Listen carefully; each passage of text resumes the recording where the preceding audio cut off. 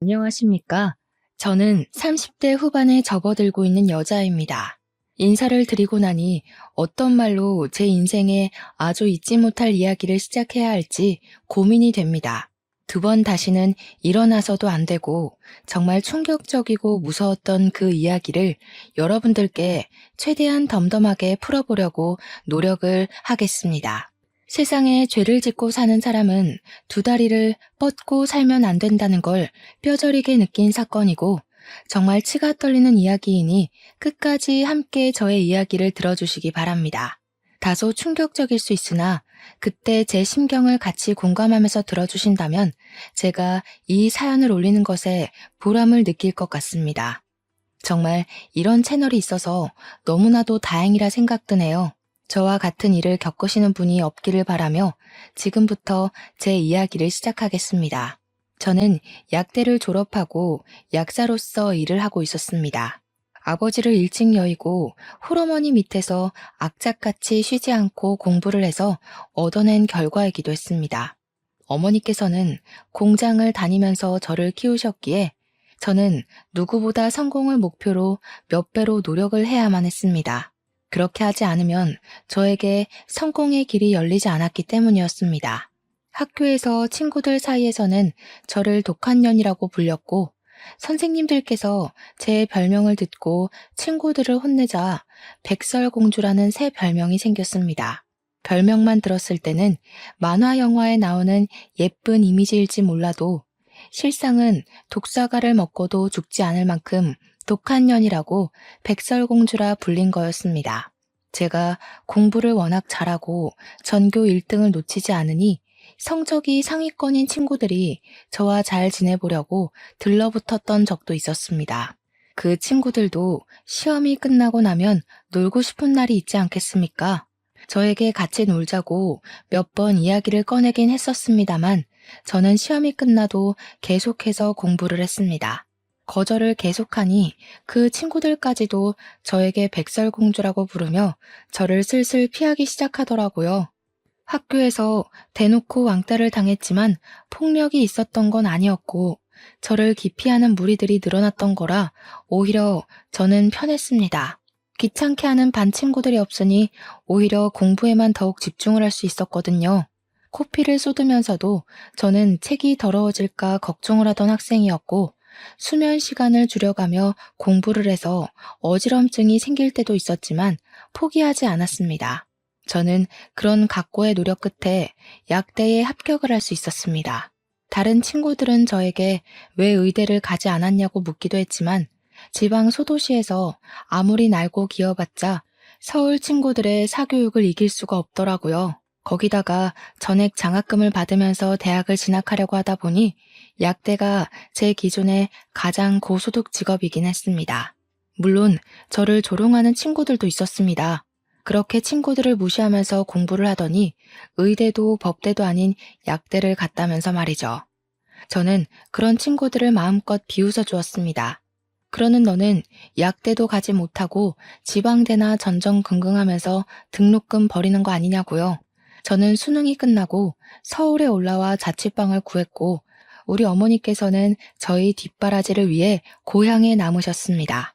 한평생을 살았던 동네를 떠나는 것도 싫다고 하셨고 같이 서울에 올라가 봐야 서로 신경만 쓰일 거라고 하셨죠.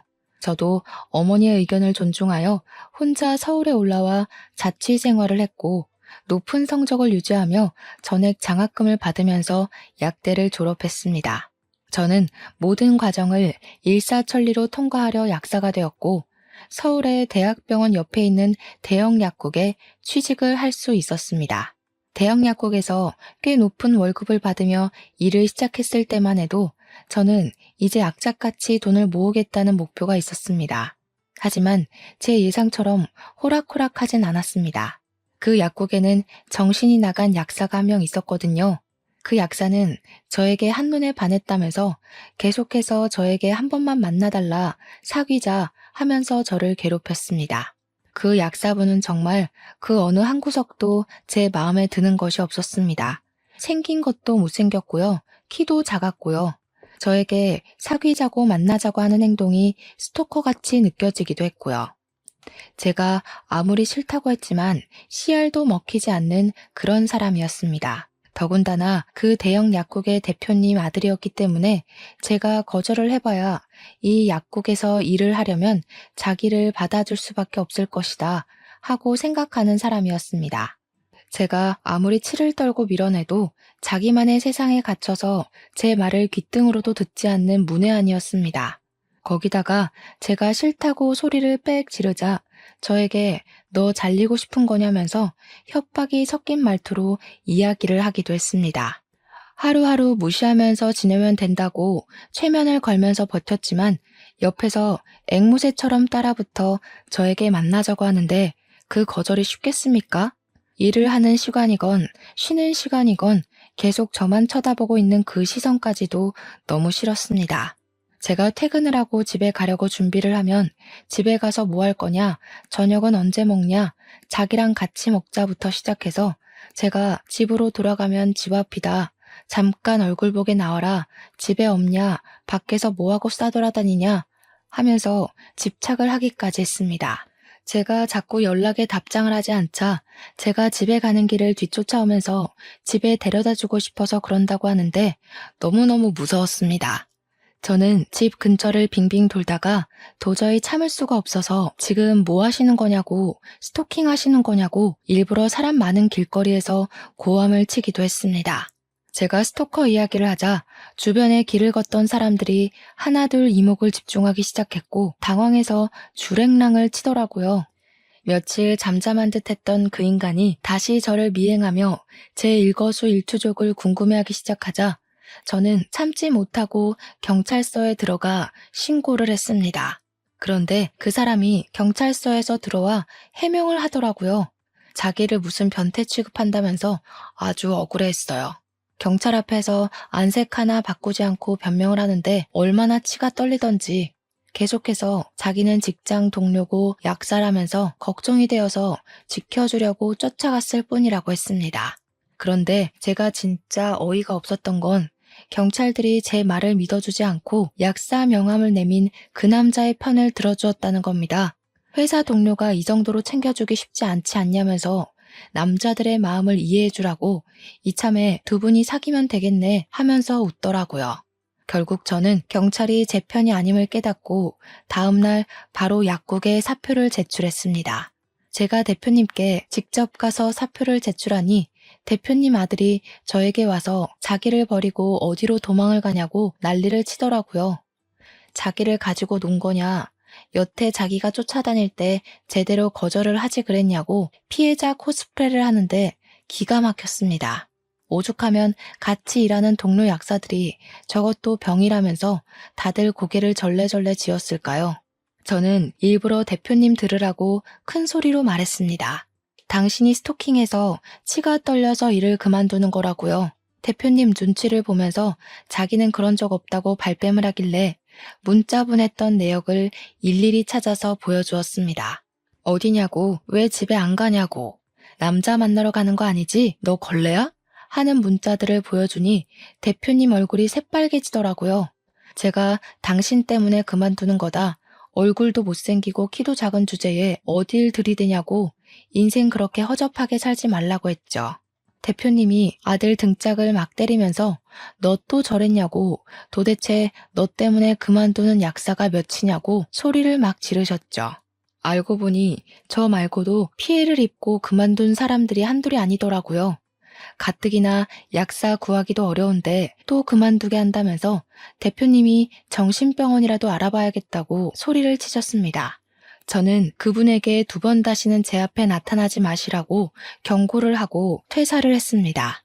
운이 좋게도 바로 작은 약국으로 취직을 할 수 있었습니다.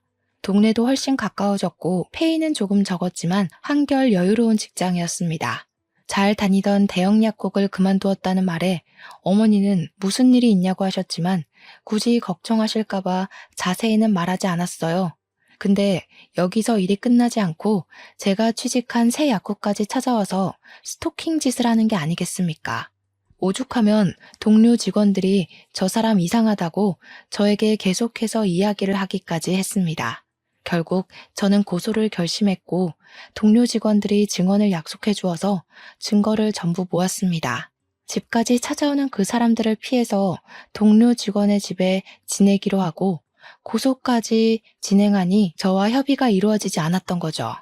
저희 본가를 어떻게 알았는지 어머니에게까지 찾아가서 대표님이며 그 인간이며 합의를 해달라고 계속 요구하고 협박을 했던 것입니다.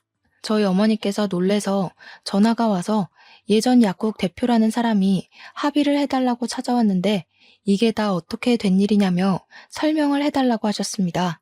제가 너무 열이 받아서 고향으로 내려가겠다고 하니까 어머니께서 걱정하지 말라고 이런 파렴치한 놈들에게 합의해주지 않겠다면서 일 열심히 하면서 버티라고 하시더라고요. 우리 어머니께서 고향에서만 평생을 살아온 사람이지 않겠습니까? 60년을 넘게 한 동네에서 살았으니까 동네 사람들을 전부 알고 계시거든요. 돈 많이 줄 테니까 합의를 해달라고 찾아온 약국 대표님을 보자마자 어머니께서 절친인 고향 동네 사람인 경찰서장을 부른 겁니다.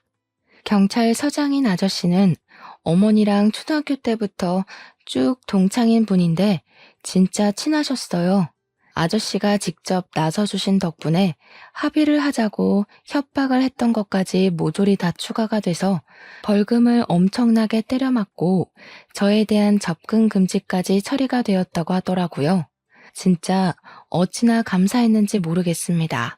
거기다가 그 약국이 대학병원 앞에 있는 엄청난 대형 약국이지 않았겠습니까? 제가 그 안에서 벌어졌던 일들을 제보해서 기사도 엄청나게 떴습니다. 그 약국에 비리 같은 게 좀 많았거든요.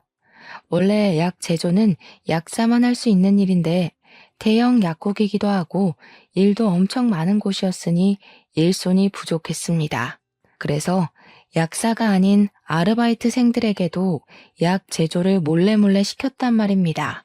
제 제보로 인해서 전부 다 밝혀져서 싹 고발을 당하게 되었습니다.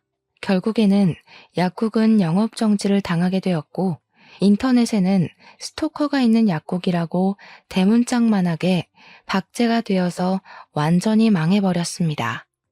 그 일이 생긴 직후 어머니께서는 저에게 고향으로 내려오는 것이 좋겠다고 하셨고 저는 고민을 하다가 내려가게 되었습니다. 고향이 확실히 시골이라서 그런지 확실히 일을 할 만한 약국이 존재하지 않았습니다. 다들 약사분 혼자서 운영을 해도 충분한 수준이었거든요. 그래서 한 3개월 정도를 어머니께서 해주신 밥 먹고 등 따시게 딩가딩가 놀면서 지내다가 서울로 다시 가야겠다고 선언을 했습니다. 아직 월세집 정리도 안 됐고 여기는 일할 곳이 없다고 했더니 어머니께서 안 그래도 이곳저곳 알아봤는데 서울로 가는 게 좋겠다고 하셨습니다. 대신 무슨 일이 생기면 숨기지 말고 꼭 이야기를 해달라고 하셔서 약속까지 꼭꼭 걸고 서울에 오게 되었습니다. 다시 올라온 후부터 약국을 알아보다가 상당히 뜬금없는 곳에 있는 약국에서 구인 공고가 났고 그곳에서 일을 하게 되었습니다. 보통의 약국은 아파트 대단지 앞에 있거나 병원 근처에 즐비하고 있는데 이곳은 공장 같은 회사 건물 앞에 떡하니 있었습니다. 주위에 병원이 있는 것도 아니었고요. 그래서 장사가 되나? 왜 새 약사를 뽑는 거지? 하면서 의문을 가지고 출근을 하게 되었습니다.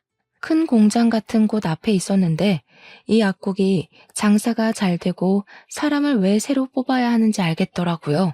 공장에서 날카로운 걸 많이 다루는지 붕대나 연고, 밴드, 소독약 같은 걸 사러 오는 사람이 엄청나게 많았던 겁니다. 수술을 하는 사람들도 꽤 있는지 소독을 해달라고 오는 사람도 있었고요. 장사가 꽤 되기도 하고 간간히 처방전을 들고 오는 사람들도 있어서 그럭저럭 일거리가 있었습니다. 신기하다 싶었죠 뭐. 월급이 적긴 했지만 그만큼 일이 밀리지도 않고 딱 좋았습니다. 그곳에서 적응을 하고 약국 일을 보다가 알게 된 손님이 한 분 있었는데 하루는 그 손님이 손을 심하게 다쳐서 방문을 했습니다. 병원을 가보시는 게 좋을 것 같다고 하니까 일단 붕대를 감아달라고 하셔서 붕대를 감아주었습니다. 손을 심하게 다쳐서 왔기에 기억에 남아 있었는데 며칠 뒤에 그분이 다시 오셨더라고요. 병원에 가서 몇 바늘을 꿰맨 것인지 소독을 좀 해달라고 부탁을 하시길래 제가 직접 소독까지 해드렸습니다. 저한테 언제부터 일을 하셨냐면서 처음 본 것 같다고 이런저런 이야기를 물어보시길래 온지 얼마 안 됐다고 이야기를 했었습니다.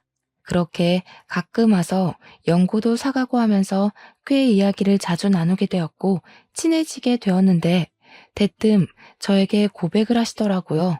자기랑 만나보고 싶은 생각은 없냐고 슬쩍 물어보시는데 저는 갑자기 스토커 짓을 하던 그 남자의 얼굴이 떠올랐습니다.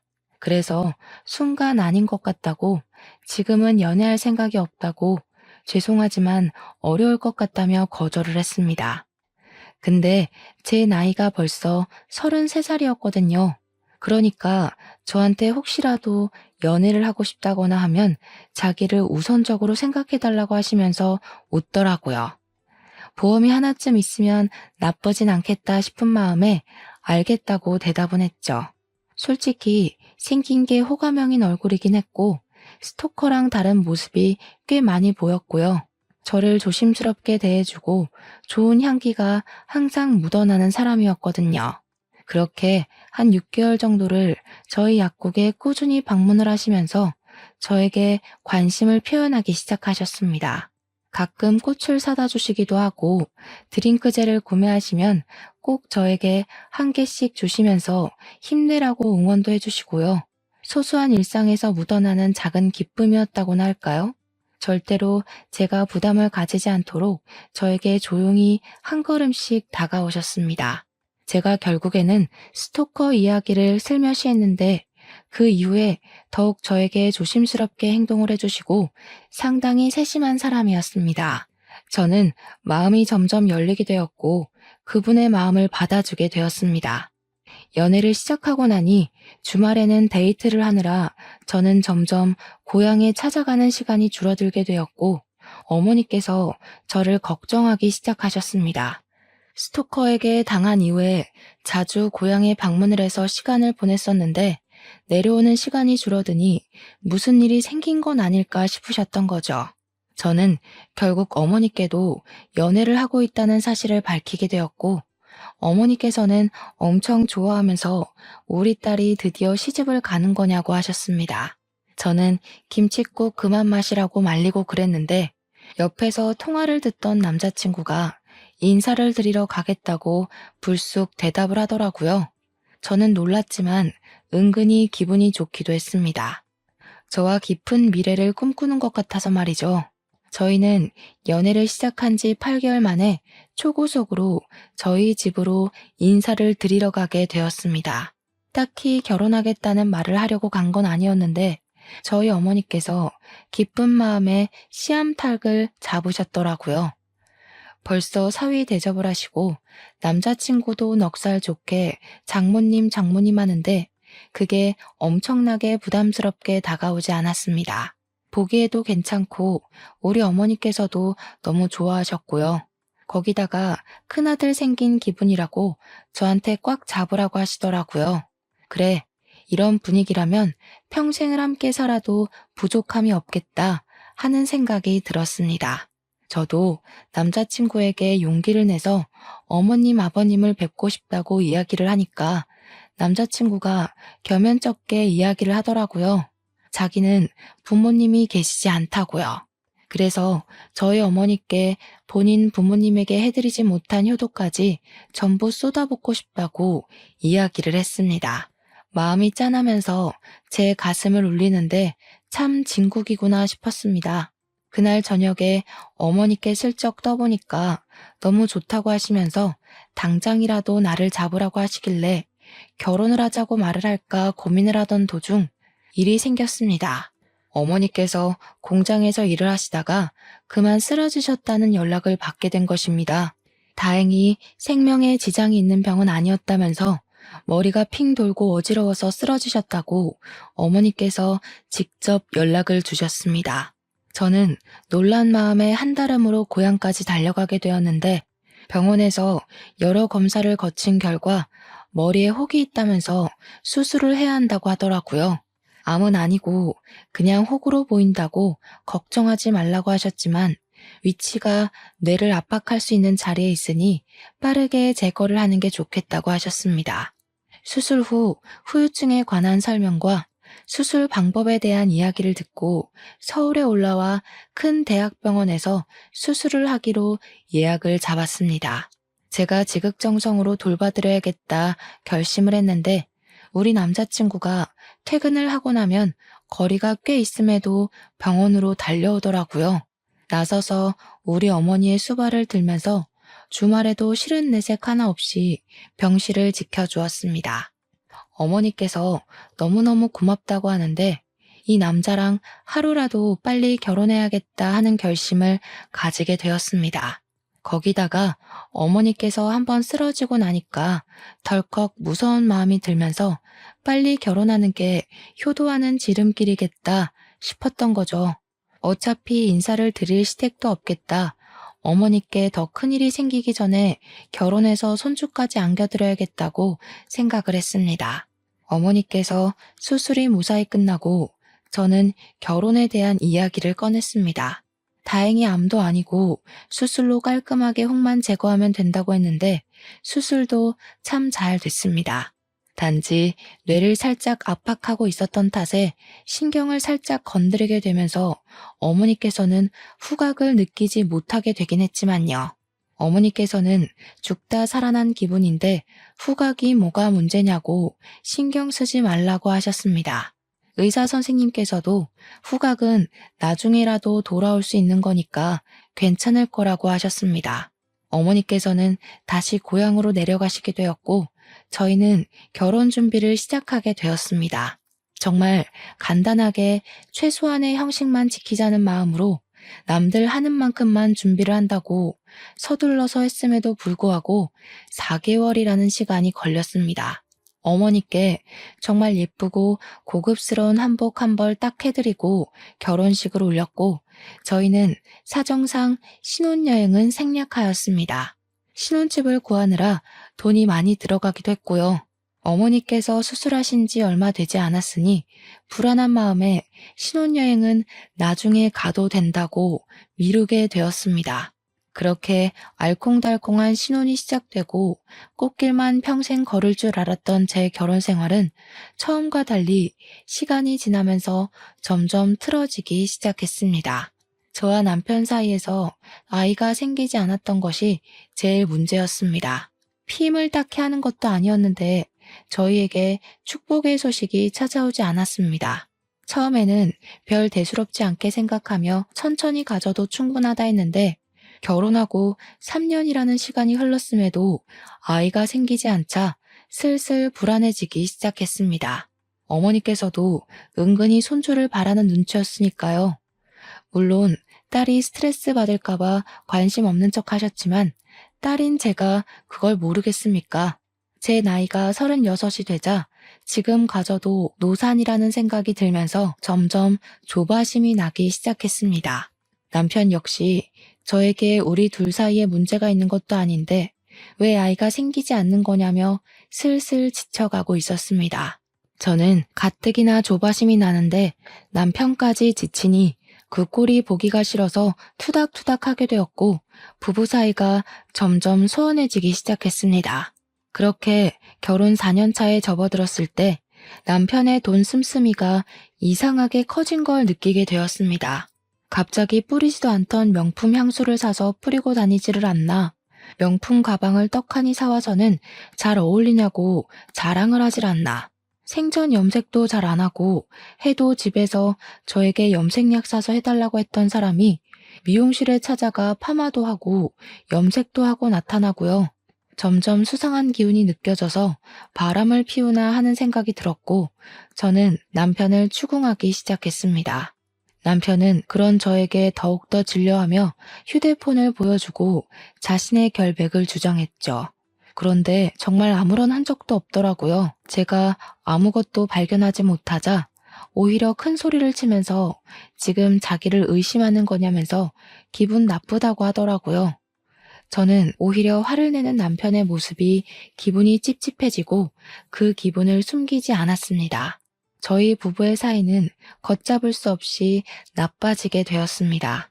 그렇게 점점 부부 사이의 골이 깊어지던 어느 날, 약국에 남편과 공장에서 친하게 지내던 분이 손을 다쳤다며 약국에 찾아왔습니다. 저는 붕대를 감아주면서 은근슬쩍 요즘 회사는 잘 돌아가고 있냐 하면서 이야기를 하는데 충격적인 이야기를 전해 듣게 되었습니다. 우리 남편이 일 잘하고 있냐고 농땡이 치고 그러진 않죠? 하는데 깜짝 놀라면서 네? 정훈이 일 그만뒀잖아요. 하는 겁니다. 저도 놀라서 그게 무슨 소리냐고 물어보니 모르셨냐고 제 남편이 일을 그만둔 지 좀 됐다고 말을 전하더라고요. 저는 약국에서 퇴근을 하자마자 남편에게 당신 일 그만뒀냐고 여태 무슨 돈으로 사치를 하고 지낸 거냐고 화를 냈습니다. 남편이 저한테 에이 하면서 아무 말도 하지 않고 냉장고에서 소주를 꺼내서 벌컥벌컥 벽나발을 불더라고요. 저한테 제대로 말을 못하는 걸로 봐서는 저 몰래 일을 그만두고 받은 퇴직금으로 사치를 부린 것 같았습니다. 제가 얼마나 속이 상하고 황당했는지 어떻게 말도 없이 그럴 수가 있냐고 닥달을 했더니 저를 째려보는데 그 눈빛이 정말 무서웠습니다. 남편과 살면서 처음으로 살기를 느낀 눈빛이었다고나 할까요? 저에게 잔소리 좀 그만하라고 지겨워 죽겠다면서 성질을 버럭 내더라고요. 솔직히 아직 잔소리는 시작도 안 했는데 남편의 눈빛이 무서워서 입을 다물게 되었고 저희는 그날 이후로 대화를 하지 않을 정도로 사이가 나빠졌습니다.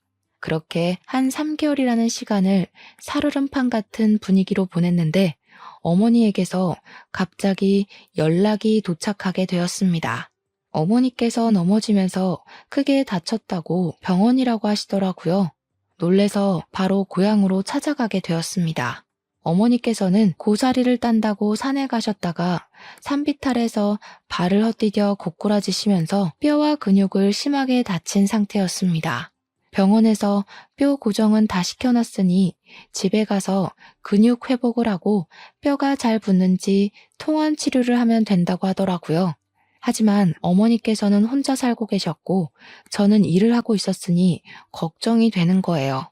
어머니께서는 저에게 동네 사람들에게 도와달라고 하면 된다고 하셨지만 집에서 병수발을 들 사람이 있는 거랑 없는 거랑은 차이가 크잖아요. 졸지에 외벌이로 살고 있는 제가 내려올 수도 없으니 저는 일단 집으로 올라오게 되었습니다. 집에서 내내 한숨만 쉬고 있으니까 남편이 저에게 땅 꺼지겠다면서 한숨 좀 그만 쉬라고 짜증을 확 내더라고요. 제가 너무 화가 나서 엉엉 울면서 네가 일만 했어도 내가 한숨 쉴 일 없었을 거라고 화를 냈죠. 우리 엄마 병수발도 못 드는데 하니까 남편이 솔깃해하면서 장모님이 왜? 하더라고요. 우리 엄마 지금 다쳐서 전신 깁스한 수준이라고 그랬더니 남편이 곰곰이 생각을 하더니 자기가 내려가겠다고 하더라고요. 남편에게 취직 안 할 거냐고 하니까 알아서 하겠다면서 장모님 아프신데 그게 문제냐고 자기가 병수발을 들겠다고 하는 겁니다. 저야 고맙다고 인사를 해도 모자랄 판이니까 조용히 눈치를 보니 당장 내일이라도 가겠다고 하더라고요. 저는 서울에서 계속 일을 하고 있었고 남편은 고향으로 가서 저희 어머니와 함께 지내면서 병수발을 들더라고요. 제가 주말에 내려가니까 동네 사람들이 전부 저한테 남편이 효자라고 너무 좋겠다고 칭찬을 넘치게 하시더라고요. 우리 어머니의 병수발을 어찌 그리 세심하게 들고 극진하게 대접을 하는지 부러워 죽겠다고 하셨습니다. 그런 말을 하나 둘 듣다 보니까 우리 남편이 조금 달리 보이기도 하고 왠지 어깨가 으쓱해지기도 하더라고요. 집에 도착하니 어머니께서 남편이랑 하하호호 웃으면서 있는데 보기 좋았습니다. 남편이 서툰 솜씨로 밥까지 다 챙겨준다고 하시면서 가끔 맛이 좀 이상하긴 하지만 수발을 들어주니 너무 편하고 좋다고 하셨습니다. 그래서 저는 그냥 끄덕였죠. 집에서 밥은커녕 라면 하나 지 손으로 끓여 먹지 않던 사람이 대단하다 싶기도 했습니다. 근데 남편이 저를 보더니 인상을 팍 쓰면서 여기는 뭐하러 왔냐고 퉁명스럽게 물어보더라고요. 제가 뭐 못 올 때 온 것도 아니고 우리 집에 내가 오겠다는데 자기가 인상을 왜 쓰는지 찬물을 확 끼얹은 것처럼 기분이 상했습니다. 주말이라 하루 자고 가려고 왔다니까 남편이 저보고 어머니랑 같이 자라고 하더라고요. 밤에 화장실 왔다 갔다 하실 때 불편해 하신다고 그래서 알겠다고 했는데 어머니께서 저한테 남편이랑 같이 자야지 왜 여기서 자냐고 타박을 하셨습니다. 밤에 화장실 알아서 잘 갈 테니까 남편이 옆에서 자고 가라고 하시더라고요. 졸지에 쫓겨나서 남편 방으로 갔더니 남편이 화들짝 놀라더라고요. 여기는 왜 왔어? 하는데 내가 뭐 못 올 때 온 거냐고 대답하고 방을 둘러보는데 은근히 자기 짐을 채워뒀더라고요. 그러다 선반에 웬 안약통 같은 게 5개가 쪼르륵 있길래 이게 뭐야? 하고 보니 니코틴 원액이라고 쓰여 있더라고요. 그러자 남편이 만지지 마 하면서 날선 반응을 보였습니다. 제가 약사니까 니코틴이 뭔지 잘 아니까 이게 왜 여기 있냐고 물어보니까 남편이 그러더라고요. 장모님이 담배 냄새를 싫어하셔서 냄새가 없는 전자담배로 바꾸었다고요. 여기가 시골이라 전자담배를 파는 매장이 멀어서 한 번 갈 때 여러 통을 사두게 되었다고 하길래 저는 전자담배를 피워본 적이 없어서 그런가 보다 하고 넘어갔습니다. 다음 날은 밥 차리느라 고생하는 남편을 대신해서 제가 식사 준비를 다 하고 다들 맛있게 먹고 정리까지 마친 뒤 저는 출근을 해야 해서 서울로 돌아오게 되었습니다. 제가 자주 갈 수가 없으니까 어머니와 일주일에 2~3번 정도 통화를 하는데 최근 들어서 어머니께서 자꾸 그러시더라고요. 이상하게 몸이 점점 안 좋아지는 것 같다고. 뼈가 이상한 데 가서 붙었나 하시더라고요. 자꾸 어지러운 느낌이 들고 속이 울렁울렁 뱃멀미를 하는 것처럼 뒤집어지고 밥맛도 영 없고 맛도 이상하게 느껴진다고 하셨습니다. 후각에 문제가 있으니 맛이 제대로 느껴지지 않을 수 있어서 그런 거 아니냐고 했더니 밥이 좀 쓴 것 같고 역하다고 하시더라고요. 그래서 어머니께 큰 병원에 가서 검사를 한 번 더 받아봐야 하는 거 아니냐고 걱정이 된다고 했더니 그래야 하나 하시더라고요. 전화를 끊고 남편에게 전화를 걸어서 엄마 모시고 동네 병원이라도 가서 피검사 한번 받아봐라 했는데 남편이 한숨을 푹 쉬었어요. 원래 늙으면 다 식욕이 사라지고 속도 불편하고 하는 거라면서 뭘 이런 걸로 검사까지 하냐고 유난인 거라고 하더라고요. 그냥 그런 건가? 하고 있었는데 같이 일을 하던 약사님께서 담배를 좀 피고 오겠다면서 전자담배를 들고 나가시더라고요. 한 10분 뒤에 돌아오신 약사님께 우리 남편도 이런 걸로 바꿨다더라 하면서 전자담배 이야기를 하게 됐습니다. 제가 약사님께 몰랐는데 전자담배에도 니코틴이 많이 들어가더라. 10ml짜리 통을 5개나 들고 있던데? 하면서 이야기를 했죠. 그럴 거면 연초 피는 게 낫지 않나? 하는데 깜짝 놀라시면서 저한테 약사님 요즘 니코틴만 따로 안 팔아요 하더라고요. 그러면서 요즘 그걸로 사람을 죽이니 뭐니 해서 전자담배를 사러 가면 향만 나는 액상에 니코틴을 아예 담아서 준다는 겁니다. 니코틴 원액만 따로 사는 게 불법이라면서 그거 구할 수도 없는 거라고 하더라고요. 그때 갑자기 머리를 띵 맞은 것 같더라고요. 뉴스에서도 자주 나오잖아요. 니코틴 원액만 따로 살 수 없다고 그걸로 살인도 한다고요. 바로 니코틴 원액 투여 증상을 인터넷에 검색을 해봤더니 글쎄 어지럽고 울렁거리고 식욕 부진이 생기고 이런 글이 막 뜨더라고요. 우리 어머니께서 말했던 증상이랑 동일하다는 걸 깨닫고 순간 소름이 쫙 돋더라고요. 제가 창백해진 얼굴로 덜덜 떨고 있으니까 약사님이 제 손을 막 주무르면서 왜 그러시냐고 하더라고요. 제가 본 이야기를 죄다 하니까 약사님도 놀래서 저보고 고향에 내려가 보라고 하시는 겁니다. 한 3일 정도 휴가를 쓰게 해주시겠다고 집안일부터 해결하고 오라고 하시길래 냉큼 고향으로 내려갔습니다. 가기 전에 일부러 니코틴 해독에 좋다는 복숭아를 잔뜩 사서 내려갔더니 남편이 고향집에 도착한 제 얼굴을 보고 인상을 팍 쓰더라고요. 아무렇지 않은 척 엄마 복숭아 사왔어 하면서 남편을 밀치고 들어가니까 고작 복숭아를 주러 여기까지 온 거냐고 묻더라고요. 갑자기 약국에 일이 생겨서 문을 닫았다고 태연하게 거짓말을 하고 복숭아 좀 먹으라고 니코틴 해독에 좋다고 하니 남편이 정색을 하더라고요. 장모님 속도 쓰리다고 하시는데 무슨 복숭아를 사오냐고요. 저는 잠시 남편이 배 아프다고 화장실에 간 사이에 남편 방에서 니코틴 원액을 찾았습니다. 그게 약간 갈색빛이 나길래 저는 미리 전자담배 파는 곳에서 똑같은 니코틴 용액 케이스만 따로 구매해서 그 안에 간장을 채워넣고 색을 비슷하게 만들어서 바꿔치기를 했습니다. 얼핏 보기에는 니코틴 원액과 차이점이 보이지 않아서 원래 니코틴 원액은 제가 따로 챙겨두고는 태연하게 거실 소파에 앉아 있었습니다. 아무렇지 않은 척 시간을 보내다가 저녁 먹을 때쯤 돼서 저는 입맛이 없다는 핑계를 대고는 남편이 하는 짓을 힐끔힐끔 쳐다보았습니다.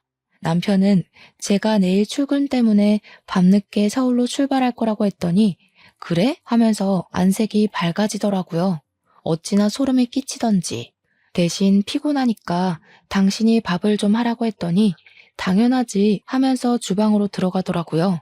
남편이 밥 차리는 동안 저는 관심 없는 척 TV를 보는 척 하면서 연기를 하다가 슬쩍 주방을 보니까 제가 바꿔치기 한 니코틴 용액을 슬며시 열더라고요. 저는 이때다 싶어서 몰래 휴대폰 동영상으로 찍기 시작했습니다. 제가 간장을 넣었으니 밥에 색이 살짝 묻어났나 보더라고요. 그러니 태연하게 밥을 숟가락으로 휘휘 섞는데 진짜 손이 떨려 죽을 뻔했습니다. 그런 장면이 모조리 다 보일 수 있게 일부러 확대까지 해서 찍고 있었습니다. 남편이 밥도 다 차렸는데 언제 집에 갈 거냐고 묻길래 엄마가 밥 먹는 것만 보고 가겠다고 하니까 인상을 또 팍팍 쓰면서 빨리 가라고 하더라고요. 제가 왜? 하고 물으니까 당황해하면서 밤이 늦으면 운전도 위험하고 하면서 변명을 했습니다. 그러고는 식사를 시작했는데 어머니께서 밥을 한 숟가락 떠 드시더니 오늘은 이상하게 밥이 짜네 하시더라고요. 저는 이때다 싶어서 입을 열었습니다. 엄마, 그 밥에 간장이 들어가서 그래. 그래서 짠 거야. 제 말에 남편도 어머니도 저를 쳐다보더라고요. 혹시 요즘에 경찰에 신고할 때 문자 메시지로 신고 접수가 가능한 거 다들 알고 계시나요? 제가 미리 경찰에 신고를 해두어서 경찰이 출동을 한 상태였거든요. 때마침 근처에서 사이렌이 울리길래 현관문을 열어주었습니다. 경찰이 범죄 신고를 받고 왔다고 집에 들이닥치는데 제가 남편을 가리켰습니다. 저희 남편이 우리 엄마 밥에 니코틴을 섞고 있었습니다. 제 말에 남편이 화들짝 놀라면서 무슨 소리를 하는 거냐고 억울하다고 정신병자냐고 소리를 치더라고요. 그래서 저는 출동한 경찰에게 제가 찍어두었던 영상을 보여주고 빼돌렸던 니코틴 원액을 경찰에게 넘겼습니다. 그걸 소지하고 있는 것만으로도 충분히 불법이라고 하더라고요. 경찰이 이 밥이 니코틴이 섞인 밥이냐고 묻길래 제가 간장으로 바꿔치기 해두었다고 설명을 했습니다. 어머니는 경찰차를 타고 인근 응급실에서 급하게 혈액 검사를 하게 되었고 혈액에서 니코틴 성분이 다량 검출되었습니다. 남편은 본인이 흡연자이기에 장모님이 간접 흡연을 하게 되어 니코틴 성분이 나온 거라고 박박 우기더군요. 하지만 경찰은 간접 흡연으로 이런 수치가 뜰 수 없다면서 남편을 긴급 체포했습니다. 남편은 살인 미수죄로 재판을 받게 되었고 저는 이혼 소송을 바로 걸었으며 아이도 없고 사항이 긴급하다 보니 이혼 처리가 빠르게 이루어졌습니다. 당연히 저에게 위자료를 지급하라는 판결이 나왔고 구치소에 소감이 된 남편을 찾아가서 퇴직금을 내놓으라고 했습니다. 그러니 남편이 피식 웃으면서 자기가 돈이 하나도 없다고 하는 겁니다. 몇 년 동안 거기서 일을 했는데 퇴직금은 다 어디다가 쓴 거야? 나 퇴직한 게 아니라 잘린 거야. 권고사직. 돈 한 푼도 없어. 재판 도중에 알게 된 사실인데 살인을 하려는 동기가 사망보험금 때문이었다고 하더군요. 저도 모르는 사이에 수익자를 남편 이름으로 해서 사망보험을 무려 5개나 가입을 했다고 하더라고요. 전 회사에서 잘린 이유도 몇 년간 횡령을 했고 그게 걸려서 잘린 것이었습니다. 횡령한 금액을 배상해야 하는 상황이 놓인 상태에서 이런 짓을 저지른 거죠. 횡령한 돈을 전부 그동안 지 치장을 하고 명품을 사는 데 사용했기에 갚을 돈이 없었던 겁니다. 결국 우리 어머니를 죽여서 받을 보상금을 노리고 있었던 것이었습니다. 진짜 이게 사람인가 싶어서 얼마나 치를 떨었는지 재판하는 내내 입을 꾹 다물고는 인정도 부정도 하지 않더라고요. 최소한 죄송하다는 말은 나올 줄 알았는데 지는 끝까지 잘못한 게 없는 것처럼 굴었습니다. 그저 재수가 없고 운이 나빠서 걸린 거지 자기 계획은 완벽했다는 사람처럼 말이죠. 그런데 사건이 밝혀질수록 이상한 점들이 나오기 시작했습니다. 남편의 부모님도 돌아가셨다고 했지 않습니까? 그 사인도 이상했던 겁니다. 나중에 여죄로 드러나게 되었는데 남편이 부모 역시 니코틴으로 살해를 했던 것이었습니다. 보험금까지 본인이 수령을 해서 차를 사고 집을 사고 했던 것입니다. 남편은 당연히 죄질이 나쁘고 연쇄살인이라는 이유로 사형이 떨어지게 되었고 그제야 분하다며 저에게 악을 쓰더라고요. 진짜 정신 나간 놈인 줄 알았습니다. 저는 남편 이름으로 된 재산을 변호사를 통해서 위임장을 받아 모두 처분할 수 있었습니다. 어차피 가석방 없는 사형 수이기에 그 돈으로 저희 어머니를 치료하고 하는데 사용하려고 합니다. 재판이 다 끝나고 전 남편은 교도소에 들어가게 되었고 몇 개월 뒤 저에게 편지를 하나 보내더군요. 너무 힘들고 외롭다면서 면회 한 번만 와달라고 하는데 진짜 이게 사이코패스구나 싶었습니다. 그래서 저는 이사도 가버리고 등본 열람도 못하게 막아버렸습니다. 약국에도 사정을 설명한 뒤 일을 그만두게 되었습니다. 남편의 재산을 처분하니 돈이 꽤 되더라고요. 집도 차도 다 팔아버렸거든요. 저는 고향으로 내려와서 그 돈으로 작게 약국을 개원했습니다. 든든한 건 우리 약국 바로 옆 건물이 경찰서라는 것입니다. 물론 전 남편이 탈영하기 전까지는 세상에 나타나지 않겠지만 불안한 마음은 어쩔 수 없더라고요. 어머니와 함께 고향에서 다시 오순도순 잘 살아보려고 합니다. 어머니의 회복이 끝날 때까지 저는 치료에만 집중하겠습니다. 제 이야기를 들어주셔서 정말 감사합니다.